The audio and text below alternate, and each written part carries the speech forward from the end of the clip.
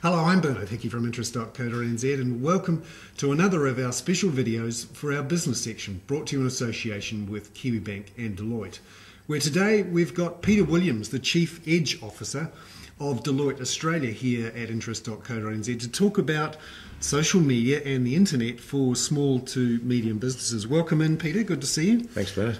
Tell us, how can small to medium businesses use social media? We all use it in our personal lives, but how could you use it to build a business or protect a business? Yeah, I think what I'm saying to a lot of businesses, whether they be big or small, is that to some extent, particularly if you're in the consumer sort of space, that Facebook's more important than your website. Bad luck. Facebook sort of would account for probably around 1 in 5 minutes of time spent on the web is on Facebook. So. And that's telling you that's the dominant website on the planet. So my view is you should be there. And the thing about Facebook is it's relatively easy to set up, and I think most people, I think 60, 70% of people in Australia and New Zealand are on Facebook in one way, shape or form. So setting it up is quite easy, but there's also a lot of other applications that you can pull through into Facebook, whether that be live video streaming or running competitions with a Kiwi-founded company called Wildfire, which we use quite a bit. So there's a lot you can do. The thing about Facebook is that, unlike websites, when traditionally with the web, you had to go to that website. Now the web comes to us. So if we like somebody, boom, we can follow what they do. And it really isn't that hard. Setting it up is very easy, but then just putting it, on the door of when you walk into your shop or into your business, hey, follow us on Facebook. Thing is that you need to post relevant stuff. People will very quickly unlike you if all you do is say, buy this, buy this, buy this, buy this. So the key is, how do I make a two-way relationship? And if you think about Facebook, people can share your stuff, so the ability for it to amplify through the network of your other customers makes it really strong. Some things that we've tested and they haven't gone fantastically well is buying stuff on Facebook. So Facebook commerce. At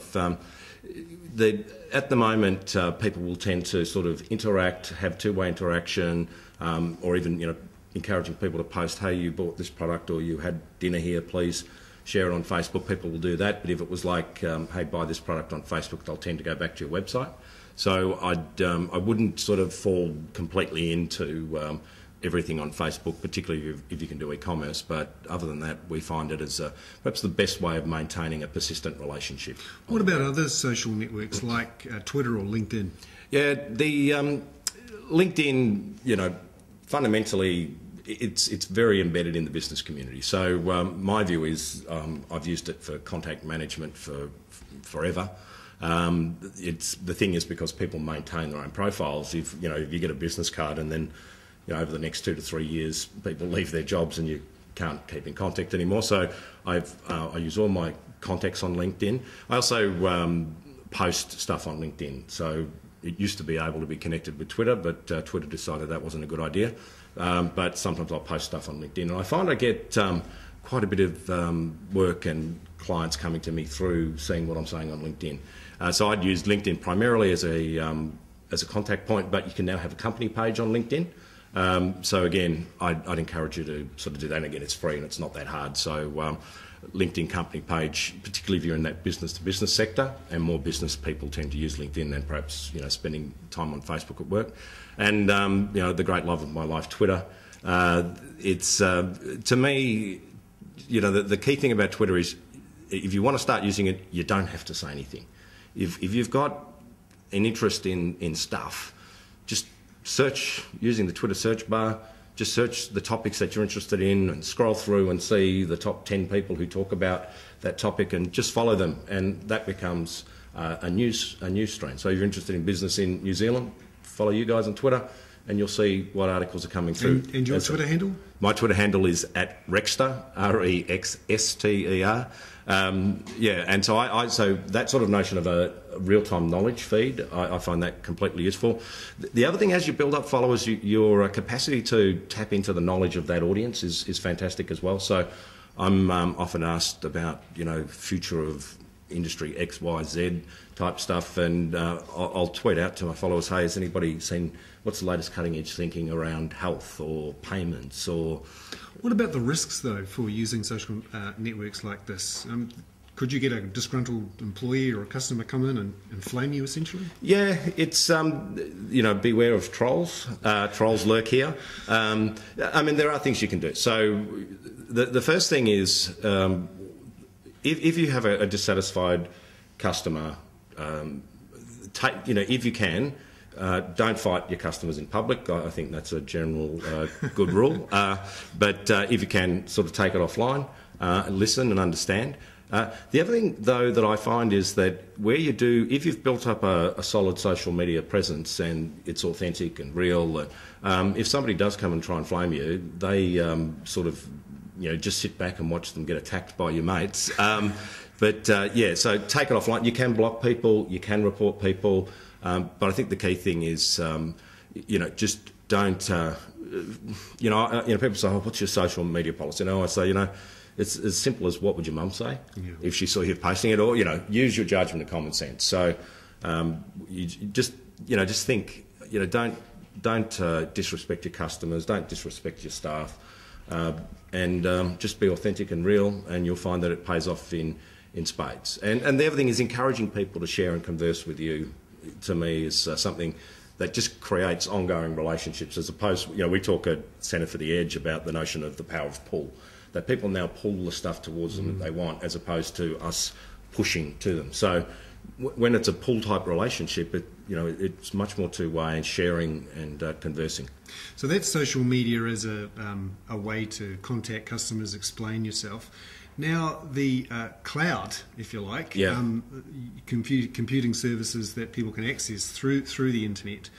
How could small to medium businesses use the cloud? Because it's a relatively new thing for a lot of companies. Yeah, well, the analogy I use for people, the cloud is just another stupid word the IT industry makes up to confuse the hell out of small business.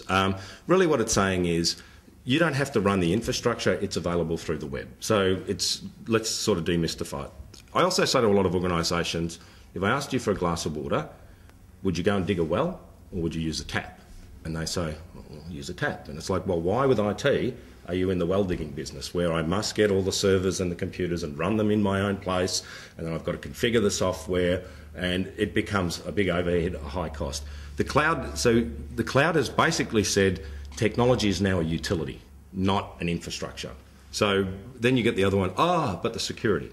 Well, as I say to a lot of organisations, the type of cloud tools I use Blogger for blogs, or Facebook's in the cloud. I use Gmail for my email. People say, what about security? And it's like, do you seriously think that I could run better security than Google? Do you realise that Google deal with security issues that 99% of people in the world don't even know exist? So, that's the security issue done. So things like, communication tools, blogs, all your documents, so you can use Google Docs, Google Spreadsheets, so all of that sort of traditional office productivity stuff that you used to download. And the good part about them is that they become open and collaborative, so you can work across, you and I could be in Australia, you could be in New Zealand, and we could be collaborating on the same document at the same time, writing a story. What about other cloud tools, say accounting or customer relationship? The home of the company that made accounting beautiful, Xero, homegrown New Zealand. So if you're a patriotic New Zealander, get on board. I just think, particularly for small business, it's just a revelation. It's finally there's an accounting system. I actually qualified as an accountant many moons ago. Generally, accounting systems were developed for accountants. This is an accounting system that's easy to use, developed for business owners. Some of the other things, there's a company, Vend, in New Zealand that does cloud-based point of sale. So instead of sort of setting up all the software on your point of sale and machines, you can use Vend. Shopify is another one that I really like. It's a cloud-based e-commerce website tool. And these things cost next to nothing. I use Eventbrite a lot. I run a number of events. So Eventbrite, it's got a payment gateway with it. So you just set up an event, off you go. The way I talk to people about this, or, I want to store videos, good, stick them on YouTube. I've got a whole heap of photos, stick them on Flickr, and you can pull them through, documents, stick them on, I've got standard terms and conditions and agreements, stick them on Scribed, and make them available for that. This, in a way, lowers the barriers to entry for a lot of small companies who don't have to go through the business of employing lots of IT people, buying machines. And this is where small beats big. It's what I see in large companies is anything new that comes through is they ban it. But small business, one, I think it's got better sense, and they understand I need an outcome from the computing I get, and I actually trust the people who work with me. So if I can just provision very quickly and cheaply really good technology so we can serve our customers better, collaborate better internally, why not? And if it sort of costs next to nothing or free, even better. So my own view is I see large businesses struggling with absorbing technology, and I see small businesses who sort of get on and realise that technology is a utility. And I sort of compare them, small businesses are like sponges these days in terms of ability to absorb technology, and large businesses are like bricks. So the thing is, for a lot of small businesses, particularly if they're not the digital native types, this sort of stuff, clouds and social and all that sort of stuff might sound a bit foreign. Try and find somebody who can advise you on that journey. And that may be, sort of a uni student with a bit of a business brain. The fact that you're under 25 does not make you an automatic IT expert. I think it's important to know. But yeah, look for some advice if you don't know. But what you'll find over time, these things are very easy to set up, very easy to use, and can really change the way that your business works and make you a lot more profitable. An opportunity there. Peter Williams, thank you very much for coming into interest.co.nz. That was another of our special videos for our business section, brought to you in association with Kiwi Bank and Deloitte. I'm Bernard Hickey for interest.co.nz.